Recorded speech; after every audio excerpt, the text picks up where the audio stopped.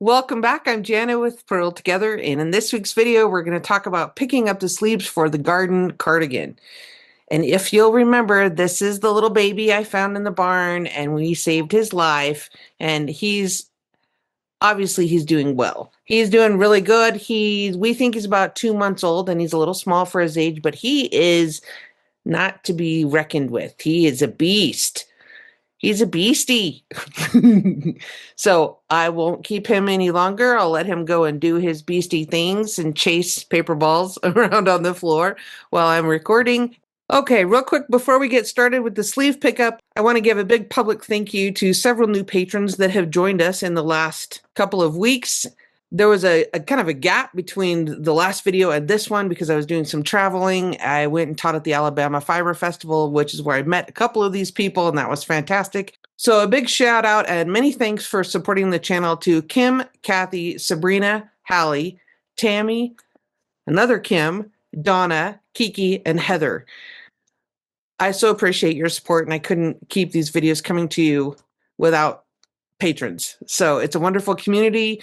We have a patron group on Facebook. We have patron only videos that I post every 10 days or so, a little bit longer if I'm traveling. But anyway, it's been a lot of fun, and we have a really good patron community. So if you're interested in checking that out, head over to patreon.com/Purl Together. Regarding the two options that you see in the pattern for picking up the sleeve, option one is to continue on in the lace sections and doing those decreases within the lace pattern. Certainly an option, not super difficult.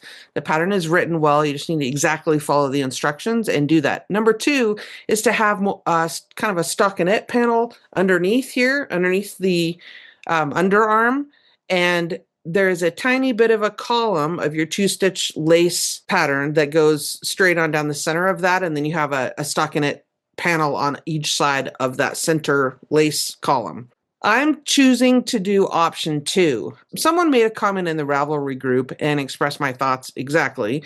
I think that given I'm a larger person and I tend to like my sleeves when I'm walking, they rub against the body of my body. They rub against the body of the sweater or my body. I think that having a stockinette panel on the inside of the underarm and the forearm makes more sense for me because it's easier to use one of those gleaners or those de-pilling things. If that should happen with the yarn that I've chosen, I wanted to have a little bit more structure and a little more ease of de-pilling, if you will, in a potential friction area. So I hope that makes sense.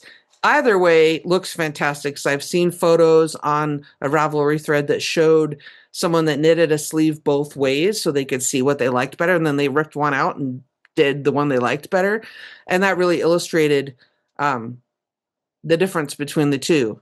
So you decide what makes sense for you. I'm going to show you how to do the stockinette version, which is option two. Okay. You can see this is the armhole, and I am at the center of the arm, the underneath the arm, roughly at the center. And I can tell that because I know where I began picking up, my cable cast on. I can see where that happened, and I can see where that ended.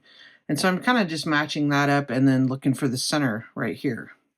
So with new yarn and my same size needles, I'm going to go underneath here and pick up one stitch. I'm just going to go underneath both legs.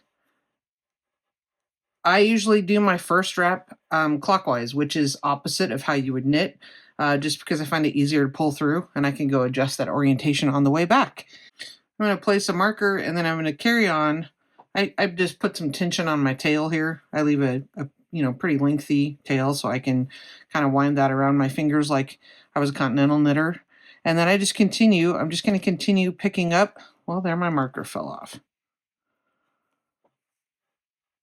I'm just going to continue picking up the prescribed number of stitches underneath both legs of my cast on edge.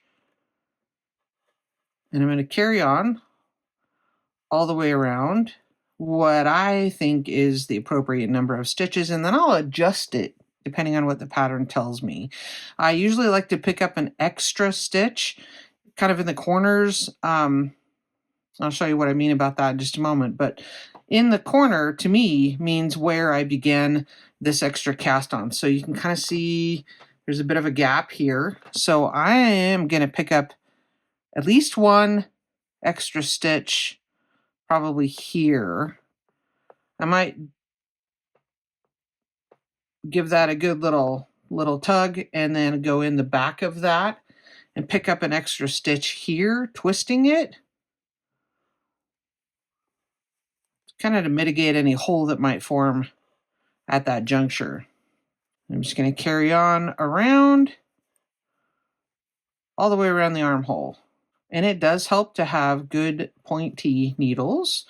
I have really enjoyed these needles. These are, and I'm not sponsored or anything, I just think they're awesome. These are Brickhouse Fiber Arts. You've heard me talk about them before. This is a US 7 or a 4.5 millimeter. They have a lovely swivel join right here. The coated wire cable that are memory free. Try not to kink it. And really nice tips. And they're hexagonal and they're lovely to knit with. And they're a small business in the US that is owned by women. And I just really like supporting them. I saw them at the Alabama Fiber Festival last weekend and bought more. So, yeah, I enjoy their needles a great deal. All right, I'm going to continue on.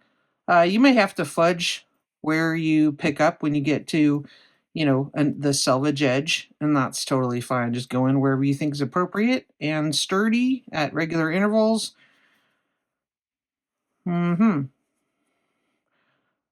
But you can kind of see the two legs right there that you're aiming for. And if you get a little off track, it's not a big deal, because that's just going to fold under nicely. And as we've talked about in some other videos, your stitch gauge is not the same as your row gauge. And so you're going to maybe want to skip one on occasion, and as the pattern directs, pick up 1 to 2 stitches per row. So yeah, because your row gauge and your stitch gauge are not, knitting stitches are not square, so that's not going to be the same. If you want to actually do the math and sort out the percentage, you certainly could look at your gauge, your stitches per inch compared to your rows per inch, and then look at that ratio, and that would tell you how many stitches you would need to pick up to even that out. I'm winging it, and it will be just fine. All right, I have picked up stitches all the way around, and per the instructions, I have put markers, 1 stitch after the beginning of the round and 1 stitch before the beginning of the round. So there's 2 stitches between the markers at this point. I picked up extra stitches and I have more than the pattern recommends. So I'm just going to knit 1 round and do some decreases evenly spaced all the way around, and then I'll carry on with the pattern. Just giving you that side note in case you did that too, and it's not a big deal. If you have more stitches, just knit a decrease round, evenly spacing them. I'm just going to do knit 2 togethers at, like I said, evenly spaced all the way around, and then I'll carry on. Okay, as I mentioned before, I'm choosing to do option 2, where we're going to create a stockinette section to decrease into. So I'm just going to follow exactly the setup round there. And we just need to put some markers in place where the pattern section will begin. So first we're just going to knit the prescribed number of stitches before we place the marker. And then after we place the marker, we're going to knit 2 together and yarn over, and knit 4, knit 2 together, yarn over. That seems familiar, right? We've done that every other time we've made a yarn over in pattern. So we're just going to begin our pattern here and continue that all the way around the arm until you get to the prescribed number of stitches before the marker underneath here, and then that will be our stockinette section right underneath the arm.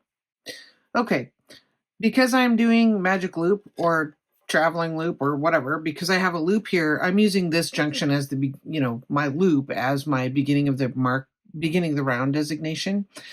So I'm going to be beginning round 1 in stitch pattern with a yarn over. So That's awkward, but certainly doable. So what I do is I just lay my needle right next to there as if there's an invisible stitch there and just go ahead and yarn over. Then we're going to slip the next stitch as if to knit or purl, depending on what you've decided to do this whole entire time. Knit the next stitch and pass the slip stitch over the top. So we're actually going to have a little pattern right down the center of the underarm. Then we're going to slip the marker and just go ahead and knit in stockinette to the next marker.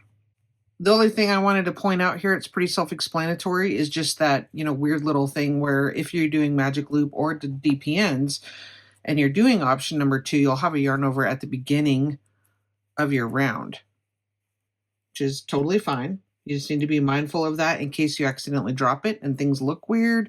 You'll need to be careful to pick that back up. Okay, I'm a good ways into the sleeve here, but I wanted you to see how this is going to look. This is my beginning of round, and I have my 2-stitch lace pattern there. And then I have my stockinette section, and then the rest of the lace pattern, I'm just magic looping, so that's roughly halfway. And then the same thing here on the other side. So if I turn this over so you can see how it looks under the underarm, there you have it. Okay, and then you can begin to see my decreases going in here. So one thing that I wanted to point out for my size is that I am decreasing every 8th round. So what that means is that I'm decreasing every 4 pattern holes. So this is row 1 and row 3. And this is row 1 and row 3. So I'm decreasing on the second row repeat. When I do the plain stockinette stitch on row 4, that's when I'm doing my decreases at the beginning and end of the round. So your size should be similar in that way, regardless of whether you're knitting the stockinette panel or decreasing in lace in option 1. Okay, so at this point, I'm just going to carry on, continuing down. I know several people that have had to be mindful of the length, not needing to knit very much, if at all, after the decreases. So, because it's a dropped shoulder, try on your sweater. Try on your sweater as you go, and make sure the sleeves are the length that you would like. I always feel like when we start knitting the sleeves, you're kind of in the home stretch. People talk about Sleeve Island and how they hate it. I don't hate it. It feels like the sleeves go by so much faster than the body because it's so much smaller in circumference, obviously. I know there's 2 of them to do, but I don't mind it. Feels like you're just in the home stretch and you're almost done. So I'm interested to see your pictures. Definitely would love to see your finished objects. Tag me on Instagram at Purl_together, or show me in the Ravelry group, and love to see it. Okay, if you have any questions, be sure to ask in any of the groups, Ravelry, Facebook, or make a comment down below. And I can't wait to see you next time.